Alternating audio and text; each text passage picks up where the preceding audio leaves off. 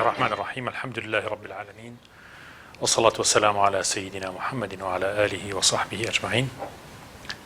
خۆشەویستان لە درێژەی ئەم باسە زۆر گەرم و گوڕ و پڕ لە دەرس و عیبرەتە گەورانەی کە ئێمە لە نزیک بوونەوە لە مردنە باسیەکەین، حەزمان کرد چاوپێکەوتێکی زۆر تایبەت لە خزمەت مامۆسای بەڕێز مامۆستا سەعاد ئەنجام بدەین کە مامۆستا خۆی ئەزموونێکی باشی لەم مەجالەیە هەیە لە بواری پەروەردە لە بواری داوا و بانگەوازە و حەزمان کرد لە نزیکەوە بیدوێنین لەسەر باسی نزیک بوونەوە لە مردن و پێشەکیەک بۆ ئەو باسە گرنگە. مامۆستا گیان بەخێر بێت. سپاسان دەکەم. مامۆستا ئێوە جەنابتان کاتێکە لە کۆلێژی زانست علوم بوون لە بەغا لە سلێمانی علوم کیمیا، بەڵێ ئەتوانی باسێکی ئەو سەردەممان بۆ بکەی لە ڕووی دینداری، لە ڕووی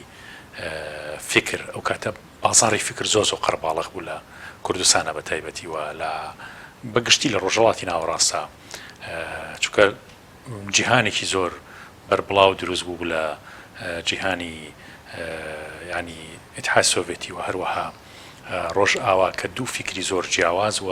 ئەمە ململانێکی فکری گەوری لە هەموو جیهانە دروست کردبووە. بەشی خۆی گەنج و خەڵکی شۆڕژگەڕی لە هەردوو بوارەکەیە بۆ دروست کردبوو. خەڵک زۆر ئالوودەی ئەم مەسەلانە بووە. دینیش لە بەشێکی تر کە ئەتوانین بڵین کە دین خۆی بۆ خۆی یا ئیسلامەتی وەکو فکری ئیسلامی خۆی بۆ خۆی سەربەخۆ بوو لە بوارەیە. حەزەکەین بیکەین بە سەرەتایە بۆ باسی نزیک بوونەوە لە مردن. جنابتان حەزەکەن چۆن ئەم باسە دەست پێ بکەن؟ فەرموون. من لەو سەردەمێک کە هاتووماتە دنیاوە سەردەمێکی بەرەو مادیەت ڕۆشتووە. طبعاً ئەوەی کە لە ژیانی ئێمە هەمووی ڕۆڵی هەبووە بواری سیاسی کوردستان بووە.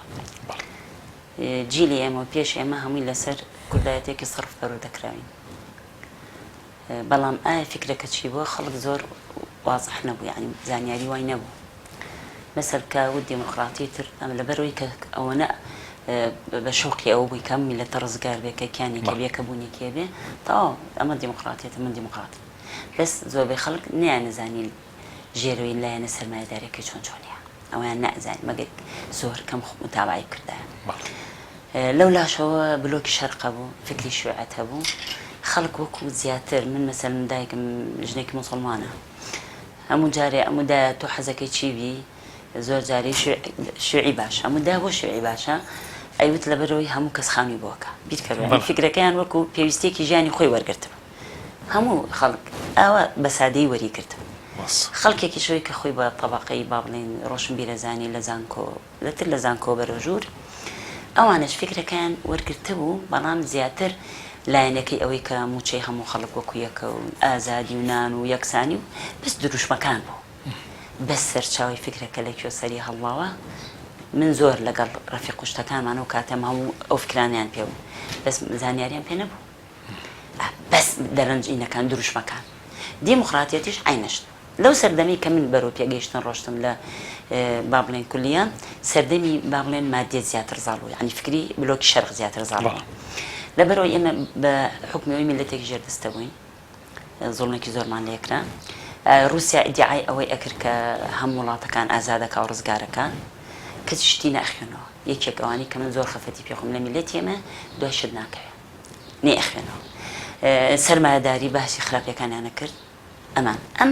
مەرحەلەیە من تقریبا لە یەکەم تەوەستانێ ئیتر بە حکمی باوکیشم، چونکە باوکم دایمەن ڕادیۆکەی لەسەر ئەخبار بوو.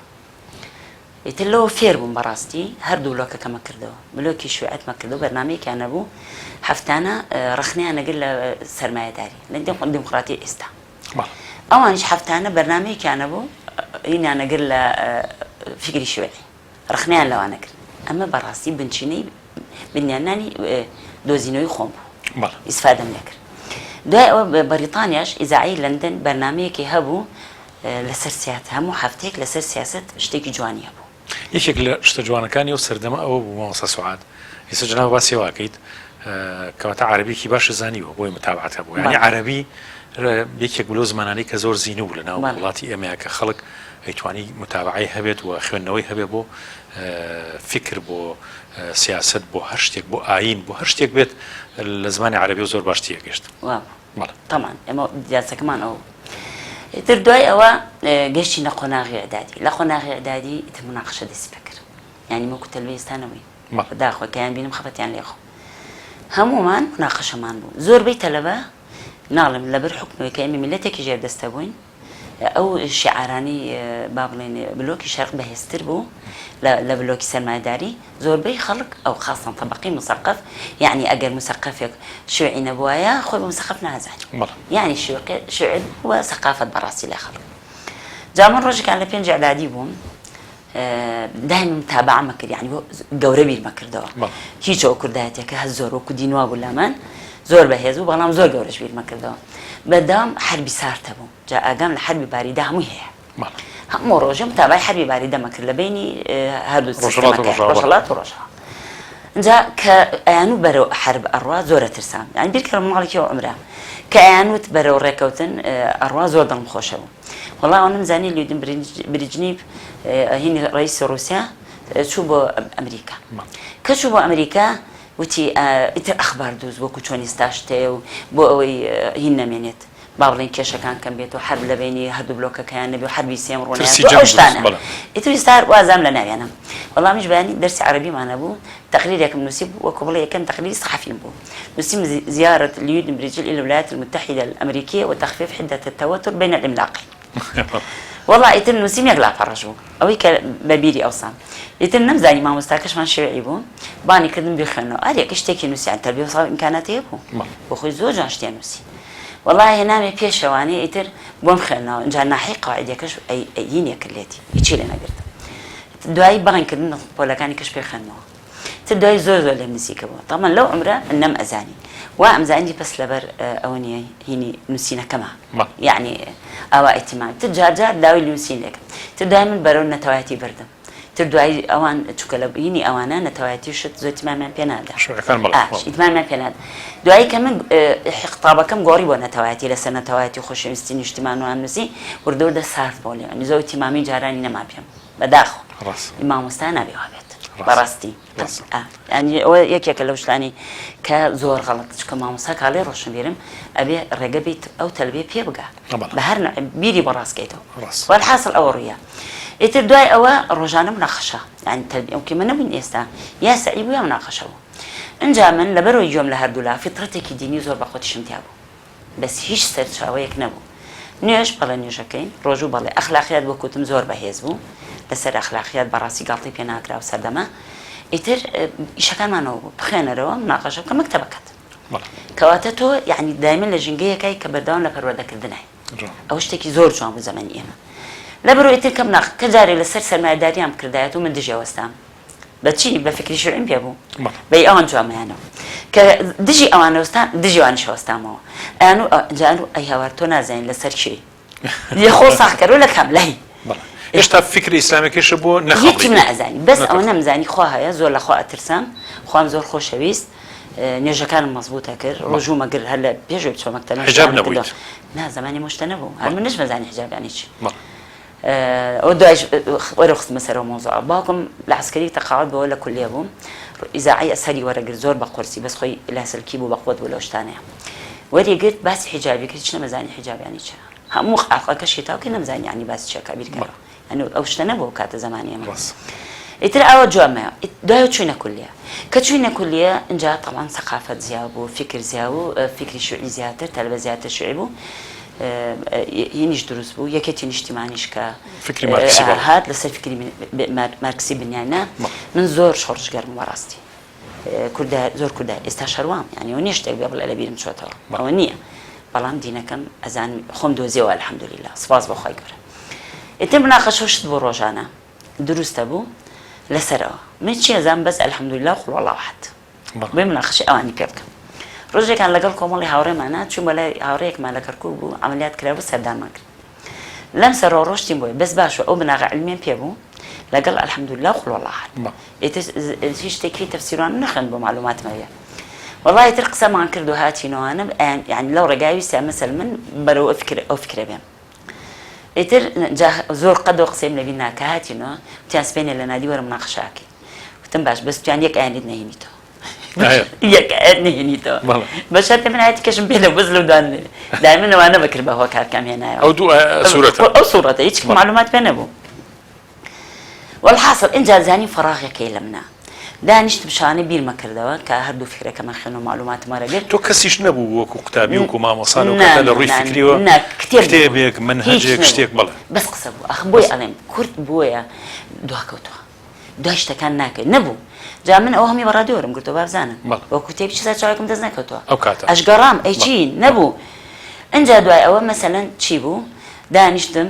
قورآنیش وردە و دە 6 فتای دەستی ما بێ بۆ خۆم بخوێنم بە عەرەبیەکە بە عەرەبی مەکتەب ئەم خوێنەوە ئیتر ئەم حکمی تەجوید و شتە نەبوو خۆ دەزانین چەند ساڵێکە دانیشتم شەو ئەوە مارکسیستم چاک ناسیوە شوێچم چاک ناسیوە لەڕی بەرنامەکانیان کە بە دژیەکەن عالەمی هینیش ئەوە نییە کە لە بینی هەردووکیان عالەمی محایەت ئەوەش کە تیتۆ ڕئیسیان بوو ئەوەش هەموو ئاگا لێ تیتۆ و هیند و ئەوانە دانیشتم ئەموو خوایگیان ئەم قورئانی تۆ زۆر گەورەیە بۆچی ناڵی ئەوە شوێعەت باسەکە ئەوە جوای بەرەوە ئەوە سەرمایەداری وا باسەکە ئەوە جوای بەرەوە هەموو ڕۆژێ ئەم قسانم لەگەڵ خۆی خۆمە کرد لەم سەرتا ئەو سەر ئەم خوێنە چکە کتێبی تەفسیر نەبوو بەڕاستی فکریش نەبوو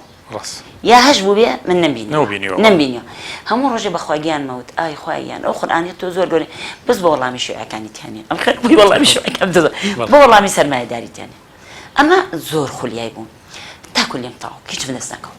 کاکو لێم تاو کرد خزمەتمان لە قۆناغی کولیا تۆ لەو صراع فکری لەو صراعێکی فکری زۆر بەخۆت هاژیاوە مێشکم لای شتێک نەبوو بەسەر خەڵک لە عمری ما بیریە کردەوە چم خوێنم تاواکەم حەزم لێ بوو بەس من ئیمزای بەعس ئەوە مستحیل بوو يعني هنا لكل شيء جينامو بمعدنا وما تونشمو نا مستحيل يعني استرجع جاريك جنبته نايكا يعني او من ناتو ملت اتصالاتك ملتك من لنا بريم تشم زي بركم يعني بلا موسيله وشتا لبرو لو سرعه نجا دائما بدو يمشتاني بدو يشتخمون بهم الحمد لله يتردوا يخصمك من بس يتقطب قتل بير من حاجه وتي قسمك والله تي اقساني تو لشونك هاي في وتكتب سيد قطب تبقى بمريتشي يعني كيبيوتي خزمك ماما كتابك لابو الفكر الاسلامي يعني زور بجواني خلمه هاد شي حزم لي بنقرب كرت لا يخو ورده خليل دهي او طاو من تشبكم والله كتاب ما هي اسلام ونقد صادنا هيني باخر الصدر زور معلومات الشيعة والسنة شمنا بقصير راس خوش زور استفادة من ذكر لو اسلام ونقد صادك اقتصادنا او سردما مسلماني او سردما زور استفادة لي كرت يعني شكل كتاب زور او سردما بلا من زور ضرب شو كباراستمي چونکە بتێنێت لەو قۆناغەیە بەجوانی لەو کتێبانەتی یەگەشتی وردەنا ئەزانین چۆنە تۆ یەکەم جار خوێنی لەسەر بەتایبەتی اقتصادناکە چونکە باس لە فکری سەرمایەداری و هەروەها بلۆکی ڕۆژهەڵاتیەکان نییە خۆم زۆر توقڵ بووشمەوە دوای ئەوان بەس لە لای ئەو بەجاری خوێنۆنە جاری یەکەم جاری دوم جاری سێم ئاوا بەس من باش بوو ئەو فکری مقارنە فێر بوو ئەو فکری مقارنە فریام کەوت لە هەردووکە ئەو قۆناغشمان تێبار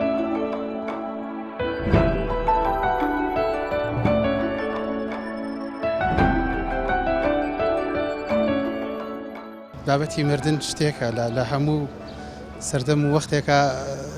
جێگای سەرنج بووە بەڵام هەستەکەم ئەوە لە ئەدەبی ئینگلیزی شتێک هەیە فەڕەنسیەکان زیاتر باسییان لێوە کردو باسی بابەتی دێژاڤوو ئەکەن دێژاڤوو هەستێکە و موقفێکە دێتە پێش چاوازانی پێشتر بینیوتە لەوانەیە بە شێوازێک لە شێوازەکان هاتوێت بە مێشکتدا بە خەیاڵتدا هاتوێ یا بیرت لێ کردبێتەوە یا فعلەن موقفێکی هاوشێوە توش بوو بێ بەڵام بیرکردنەوەی مردن تا ئێستا وەکەڵەی زانیاریەکی ورد لەسەر ئەو مۆزوعی کە جەنابەت باسی دەکەی بیرم لێ نەکردوێتەوە والحەمدوللا بۆ مردنیش حازرم یعنی کێشەیەکم لەگەڵیان نییە ماوەسا يعني مردن تو بشي وصفيك بشي بنقلبونا ما دام وكو مسلمان يعني قناعات مانوا ايمان مانوا كدواي مردن جانيكي نيو جانيكي قولت الفراوان تربو انسان دروس مردن لا يتجنب شيء براي من بتروانيني من قولترين عدالتي يعني خاي قوله برجسد بلا بابتي مردن دا وقناغي كي يقلاك روي حاسمه ل ژیانێکی کورتی پڕبایەخ بۆ ژیانێکی دوور و درێژی دەرەنجامی ئەو ژیانە کورتە فعدالەتێکی زۆر جوانی تێدا هەیە بەڕاستی ینی لە هەموو شتێک زیاتر بەرجەستی عدالەتی خی گەورە لە مردندا هەیە مەترسیدارترین گوناهێک ئینسان پێی گیرۆ دەبێت لە ڕۆژی قیامەتە لە بەرزەخە بەڕێی مامۆستا عەبدوڕەحمان چی بێت؟ ئینسانەوە کاینێکی بچووکە لە بەردەم ذاتی خی گەورەدا و دەسەڵاتی خی گەورەدا ینی گەورەترین تاوانێک ئەوەیە لەو ڕۆژەدا ئەو دەستخەڕۆیە ببینی کە خوا بۆ ڕۆژەنەکە ئینسان تووشی مووقفێکی ئاواهی بێت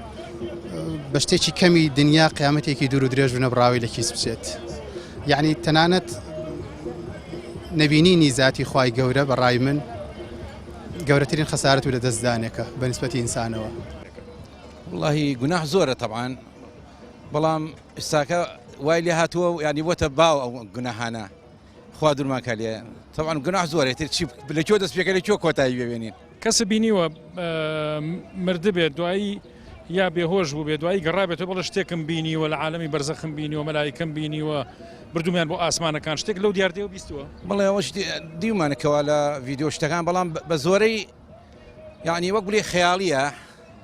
یانەوە تا بە خەو دوێتی بەڵام بە حقت وڵی شتیوام ندی بڵێ کەیەکێک ئاوا گەڕایبێتەوە بەڵام زۆری ینی وەکو خەو هاتووە کۆتای پێاتەوە ئەم ژیانش تۆ طبعاً چیرۆی چێکە کۆتایەکەی شێر مردنە مردنیش حەقە اینجا ئەلین خوایە تەمەنمان درێژکەی بۆی گوناحەکانمان کەمترکەینەوە و ئەو پەیامانێکەوە خوا سوبحانه وتعالى لەسەرمانی پین کردووە بتوانین ئادای بکەین بۆ ئەوەی ئەوتین کەواڵین خوایە تەمەنمان درێژکەیت یان لەش ساغمانکەین نەک بۆەوەی کوا بڵێن ئێمە لە مردن ڕاکەین بەڵام بۆی ئاداکانی کەوا خوا بمایدا زیاتر بتوانین ئەو پەیامە بگەێنین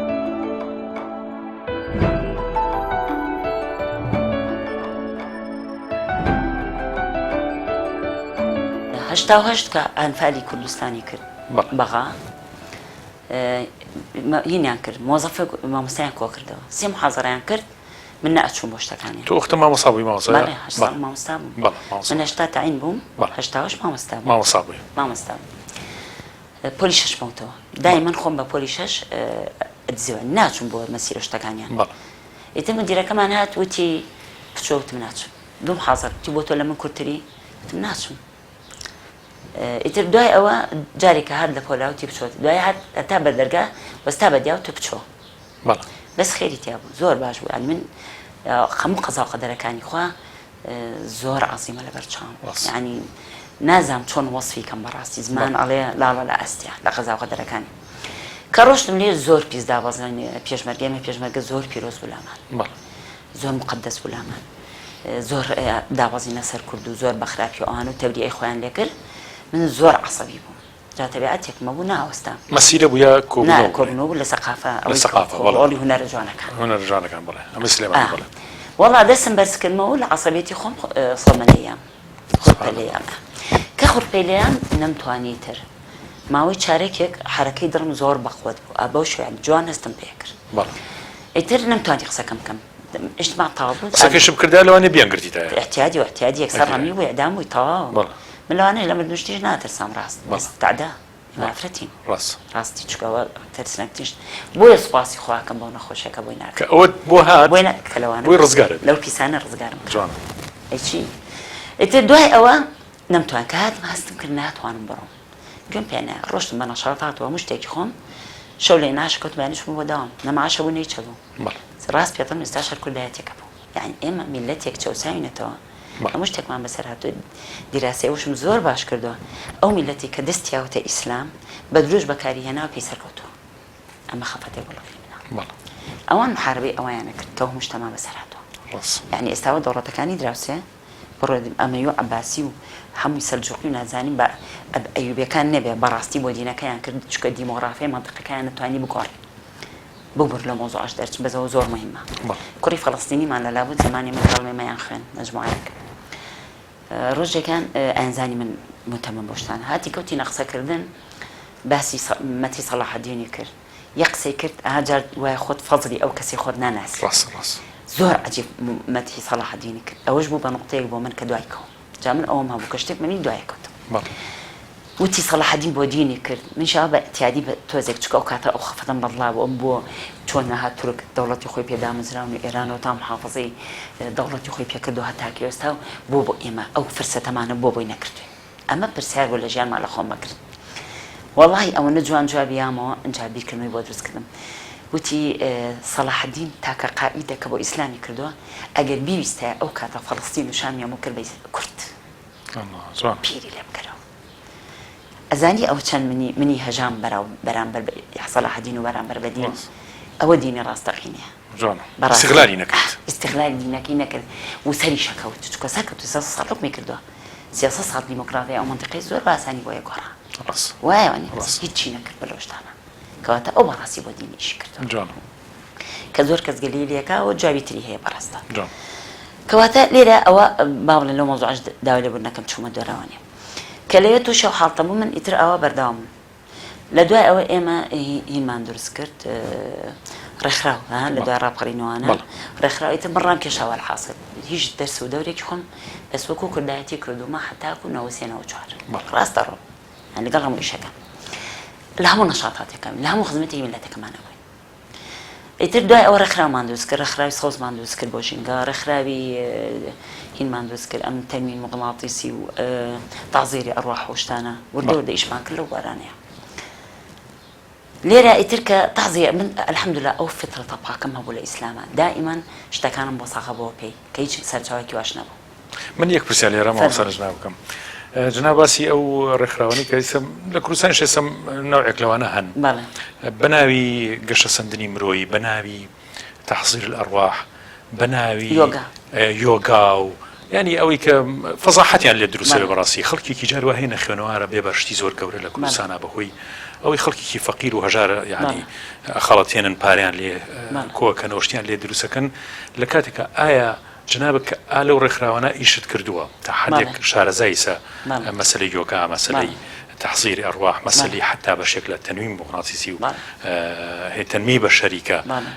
ئێستا بۆ بەداهاتێ بۆ زۆرێک لە خەڵکە داهاتێکی نامەشروع بەڕاستی خەڵەتانی خەڵکە لە بەشێکی هەر زۆری ئەم ئیشانەیە چۆن ئەڕوانیتە تەنویمی مغناطیسی چۆن ڕوانیتە تەحزیری ئەڕواح ئایا ئەمە دەستی شەیاطینی تیانە یا فێڵی تیانی ئەم مەسەلانە والله من ئەوەی کە خۆم گەیشتمێتە جوابێمەوە وەکو عیلم نوکتێم لەسەر خوێنەوە نەمتوانی بگەمە ئەو نەتیجە علمی کە کیما فێری کردو کە فیزیا فێری کردو کە بیرکاری فێری کردو من چونکە تا لە دین تێگەشتم ئەوە سەرچاوەکانم بۆ لە ژیانمە علمەکە بۆ ڕاستیکەی شتەکانم پێسەخە کردەوە گەشتمە ئەو نقطەی زۆر بەشدارم کرد لە جەلسەکان یەکێک لەوانی کە یۆگا تأثیر لەسەر خەڵک بوو چی بوو پیاوێکی 70 ساڵمان لەگەڵ بوو ناوین بچۆتەوە بەداخەوە لە 70 ساڵ تەمان خۆت زانمو سەری سپیە بێت هەموو سەری ڕەش بوو بەوە ئەیوە تەدیبێکم کردەوە من هەموو ڕۆژێ ئاسەر بۆ عەرزدانی قەچ بۆ سەرۆدانی ڕۆژ بە ڕۆژیان کردوتە ماوەی 20 دقە ئیتر وردەوەدە سەرم بەمە ڕۆژ بۆ تۆ ئالساز وەکو تەدیبێکی یۆگا من لێرە چونکە متابعی ڕادیۆمە بوو لە عیلمە بەردەوام هەم بوو بە تایبەتی زعی بەریتانی و ئەمریکا بەرنامەی زۆر بەخۆتیانە بوو لە عیلمە بەداخەوە ئێستا وایە من سەرچاوەکەمەوە نەیە باسی کرد ڕۆژێکان ئەوە لە باسی خەرفی ئەکرد لە ئیزعاکی بەریتانیا وتی دیراسەیان کردومە شتاوەشتوانێ بۆ باسەکەم وتی باسی خەرفی لە وڵاتی غەرب خەڵک تووشی خەرفی یعنی شتی لەبیر چێتەوە کەستا بۆ بەزای مەروانە خەڵک زۆر شتی لەبیر چێتەوە وتی بەس لە ناو موسڵمانەکان ئەوانی نوێژەکەن و سوژدە ئەبەنوان ئەوانە نیانە اینجا وتی ئەمە چی ئەگەینە دکتۆرە علم چی دکتۆر ئەڵێ ئەوانی کە سوژدە ئەبەن کە زۆرە ئەم بابەتانە لەلام وتی لە کاتی سوژدەیە خوێنێکی زۆری مغەزی باش ئەچی بۆ مێشکی لەگەڵ ئەوەشە هەوایەک باشتر هەناسە ئەدا کەواتە تۆ تەغزیەکی باشی مێشکە بکەی لەبەرەوە مۆکان درەنگتر سپێوێت تەغزیە وەرەگرێ من لێرە شتێکی مهمتر باسەکەم کە بەسەر خۆم هاتۆمەش بەڕاستی من سرم هەموو سپی بوو خەریکی زۆر قورئان لەم فەتەیە بۆ ئیجازە و شتیوە زۆربەی ڕەش بووە ئەوەش فەزلی قورئان خوێندن بە قورئان ئەوەی یۆگا ئەوەی تەنویمی مغناطیسی ئەوەی کە تەحزیری ئەڕواح کە دەخاڵەتی جینۆمانی تیان یەکە ئاڵێ ئەمە ڕۆحی فڵان مردووە ئەیگەڕێنەوە بەڵام جنە و ئەسڵ و ساسێکی نەبێت ئەمە لە هەفتاکان لە کوێت یەکێک نەخۆشی دڵێ بوو گوێم لێ بوو یەکێک بردیان بۆ بەریتانیا متەلوێن تەوەسە بوو وتی لێ بردووتیانە بیمەن بۆ شوێنێک عەمەلیاتی دڵ بزە شتێکی سوور دیارە و چاک بۆتەوە هاتوۆتەوە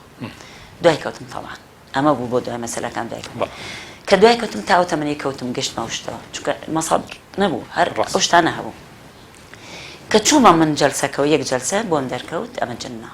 جنە. چونکە دیاسی جنیشما بوو جنە ئەو کەسە وەکو چۆن ئێستا کە چم تووشی مەز بووە بەڵێ. کۆمەڵایەتی بۆ خوێنن ئیتر هۆشی نامێنێ کەسەکە ئەکەوێ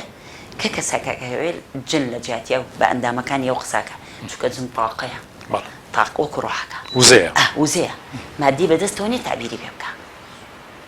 لەوە کەو بابەتی کە بۆ من هاتووی جنەکەش عینەشتا لەبەرێ ئەوە کۆمەڵی خەڵک بۆ پێی ئەخەڵەتێ چونکە ئەوەی دینی بەتاوی ئیمانیە و علمیە لی تێبگە قەت بۆ شتانە ناخەڵات ناخەڵەتێ جوان. دڵنیە ئەو هەموو کەسێکەکەمەوە بەڵێ. هەر کەسێ خەڵەتە باوەڕێ دین بە وردی لە تەوحید تێبگە مستحیلە دوای ئەوە ناکەوێت. دوای ئەوە بەڵێ. تەنی وڵاتێکەش عینەشت حەزەکەم بابزان بەڵێ. ئەوەی هینەکەش تەکیدم لێ تەحزیرە ڕۆحەکەش عینەشت چونکە سێرکە یەک دوو کەس دوای بەردەوام نابێ بەڵام وەرە عیلم بۆ من علم لەوانەیە خۆشمەیە عملیاتی دڵبتانە بە چەند قەنوا خۆ ناغەڕۆشتەوە ڕاست. ئێستا ئالەتێک پیا بۆ هەر چۆرێکە ڕاکەش پێسی بۆ عملەمەتی منیش نییە جوان. زۆر بە بەڵام سێرکەی ئەوانم کۆمەڵی کەوتاوە کۆمەڵی کەوتاوە کۆمەڵ یا پارە پیاکردنە کەوتاوە لەبەر هەر ڕێکخراوەکانی کە من خۆم لامیە هەبوو و ماوەی زۆریش بەس تەسیل دین نەکردەوە وەکو فطرت منی پاراستە بۆیە زۆر ئیمانم بە فطرەتە بەڵێ. جوان. فطرت منی پاراستە لەبەرەوە سەیرەکەم هەر هەمووی حتا ئێستا گەشە پێدانی مرۆی ئێستا شتی کەش هەمووی ناوم یا خۆم کەم تابام کردو لە شت بۆم دەرکەوت یعنی تەوحید زاڵتەکە بەسەر هەموویە نقطە بە نقطەی دەست دەخەمە سەر ئێستا لاوە لە ئینسان بەکارێنن ئەمریکا بەرنامەیەکەیە لاوەعی بەکارئێنێ لە ئینسان کە تۆ ئەتوانی هەموو شتەکان دەست خۆت خەی بەس ئەڵێ بەلای عەقڵامە چوو بەڵێ. چەند چۆن ئینسانەکان بێعقڵن کە من بەلای عەقڵانە چوون بەلای هەموو شتێکە ئەچوون بۆ دەستکەوتنی ئامانجەکان چۆن ئینسان زەقەتەک کۆش بڕۆکە بابەتی خۆیەتی بابەتی خۆتی. کەواتە هەمویان لەسەر ئەوە گەشە پێدانی مرۆیەکەش عینەشتا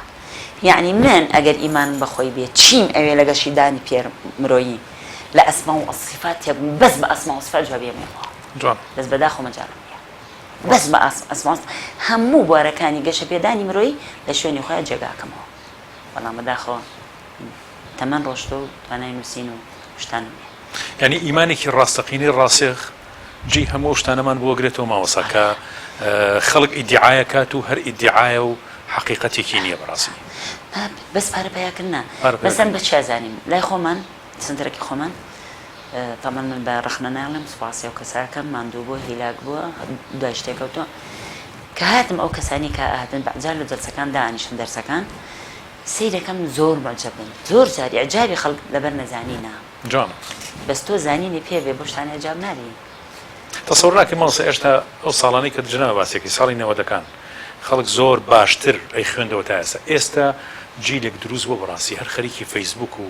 ینی کۆلێژی تەواو کرد و کولی تەواو کرد و معلوماتی زۆر کەمە جناو ماوسای لەو وەرە زۆر شارزایت یعنی وای لە هاتۆ ئێستا خەڵەتانەکە زۆر بەرفراوانتر بووە ینی زۆر گەشەی ئەم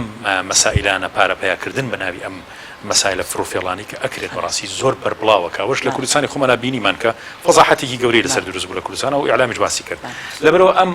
مەوزوعانە بەڕاستی جێی ئەوە نییە کە زۆر بەجددی ئەوانەی شارزای ئەم باسانن کە زۆر بەجددی قسەی لەسەر بکەن تا گەنج ئێستا نەخەڵەت چونکە گەنج ئێستا ناخوێنێتەوە کە ناخوێنێتەوە لەبەرەوە هەموو شتێک لەوانەیە معارەز بێ بۆی کە پێ بخەڵەتێ زێنی دوای هەموو شتێکەکە فڕاخێکی ئەو نەزۆری هەیە منعاناتی ئەو نەزۆرە کە نەدایک لێ نزیکە بەداخۆڵێ مەس نەماوەک لێ نزیکە مامۆستا دەوری نەماوە یعنی ئێمە سێ پێشەنگی زۆر مهمانە هەرسێکیمان لەدەستداوە پێشەنگی زانامان لەدەستداوە پێشەنگی دایکایەتیمان لەدەستداوە پێشینگی مامۆستامان لەدەستداوە ئەم سێ پێشەنگیە کە ڕووی میلەت تەواو ڕاست لەبەر پەنا بۆ شتێکە با بەسمانە بۆی دەستی بە ڕزگاری بێت یعنی من زۆر بەزێن پێیانایەتەوە یعنی زمانی ئێمە هەر سێ پێشەنگیەکە هەبوو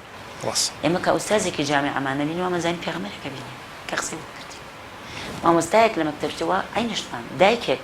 یعنی یەک جار قسەی بۆ کردی تەواو چونکە پێشەنگ بوو بەڵام ئێستا پێشەنگی نەما هەر سێ پێشەنگیەکە نەما بەچی دەستمانە بردوواکێ وەزین پێیانایەتەوە لەبەر هەموو شتێک چونکە هیچی پێ نییە وازانی شتێکی تازە و ڕاستە وەکو جلو بەرگەکەی کە لێهاتەوە خاصن میلەتی کورد میلەتێکی لاسایکەرەوەیە بەداخەوە یعنی من ئێستا شارەکەی پیرەمێرد جا من زۆر مەعجەب بە شعرەکان بەس بۆمە لەبەر نەبناک ئەڵێ نیشانەکانی آخر زەمان ئەڵێ زانا لە دەرگای نەزان و ئێستاوامان لێتەوە کاکاس جا ئەو زەمانە عەزیمان کە من بەژینیەوە بە پیاوەوە بە سلەیمانی زۆر عەزیم بۆ لەلا پیرەمێرد ئەو کاتەوە بڵێ زانا لە دەرگای نەزان وەستا ئێستا دۆڕێکی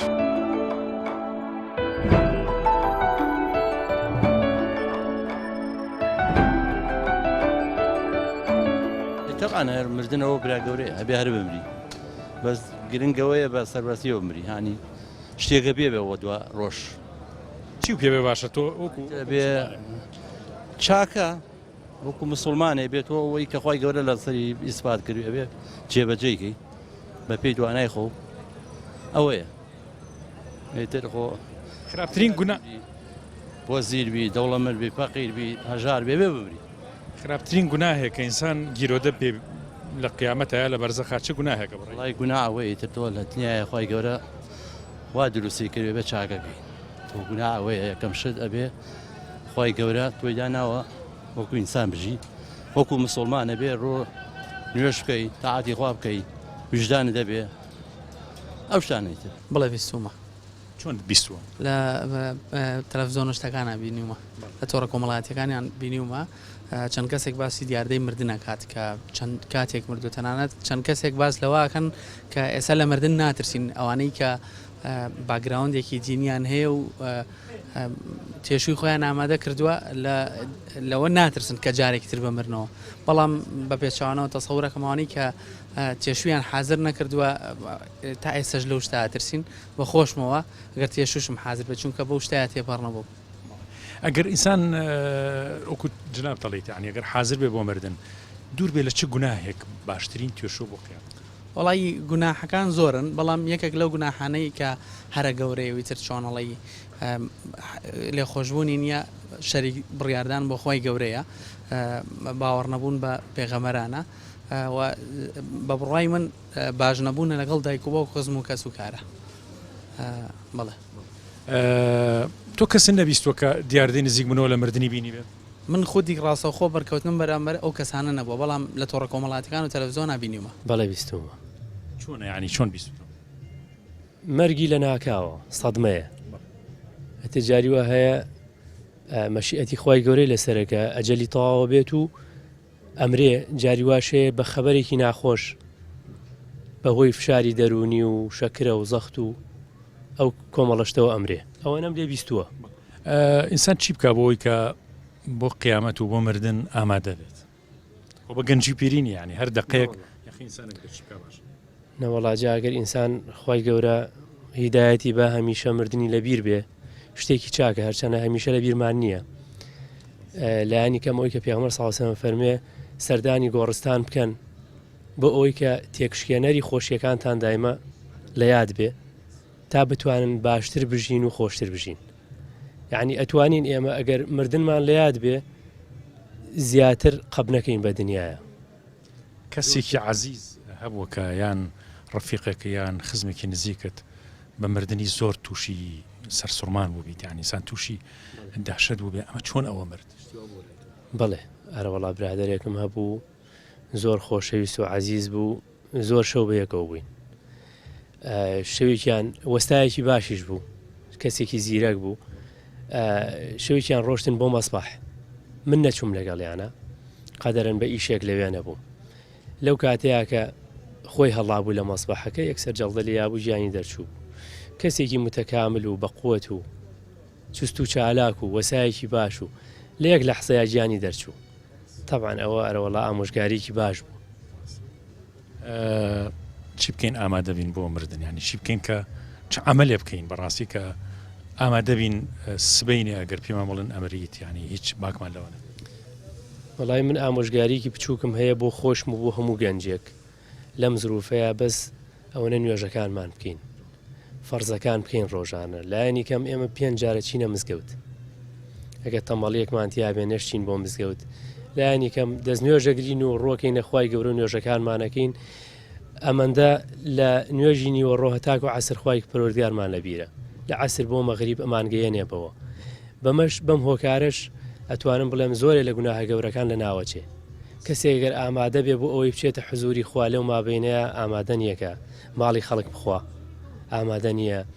شەریفی خەڵک برینار بکە جامە باسی گەنجت کرد ینی گەنج لەم ڕۆژە زۆر تووشی ئغراعات و تووشی گوناه و تووشی تاوانە بێت ینی ئەو شتانەی کە تووشی غەفڵەت یەکەن بە زۆری چییە گەنجە والله ئەو شتانە زۆرن ئەتوانم بڵێم خراپترینیان مۆبایلە خراپترینیان چکە لە بەردەسایە لەوە ئەچێ شوێنەکان کە ئەچێ گوناه و تاوانی تیاکە هەمیشە لە بەردەسانە بێ بەڵام ئەو مۆبایلە کە پێیەتی و هاوڕێیەتی لە گیرفانیایەتی دایمە پێیەتی ئەتوانێ هەموو اینجا خراپترین شت لە وڵاتی ئێمە مامۆسا ئەوەیە کە لۆت لەسەر هیچ شتێکی خراپ نییە تۆ لەم وڵاتە ئەڕۆیتە دەرەوە جەناب شارەزای ناتوانانی تۆ کۆمەڵێک سایت هەیە ناتوانانی بیکەیتەوە کۆمەڵێشتی خراپەیە ناتوانانی داخڵ ببی ئیلابێ عوزوو ئەندام بی بەڵام لێرە هەموو شتێک فریە ئەتە نازانم ئایا هەر سەبەبی ئەوەیە کە گەنجی مسلمان ئەوێ وەکو بە تایبەتی بۆسە و کەناریان بۆ گرتووە فعلەن ئەوەیە کە بەبەلاش فەسادەکاتوتە ناو ماڵمان ئێتە بێجگە لە ڕەفیقی خراپ و لە شوێنی خراپ و کاتی خراپ و هەموو ئەوانە بەس بەڕاستی مۆبایلەکە شیرازەی عایلەی بچڕاندووە جاران ئێمە ئەچوین سەردانی خۆشەویستێک و خزمێک و هاوڕێیەکمانە کرد تۆ زەمیوەیدا ئەنا یاگردانی نایە دوو قسەی خۆش و یادەوەری خۆش و ئیسفادەمان لەیەکە کرد و سیلێ ڕەحمەکەش جێبەجێکرا ئێستا پێشەکیان دەستی لەسەر مۆبایلەکەی هەڵناگرێ کە چاک و چۆنیەکی باشیش لەگەڵا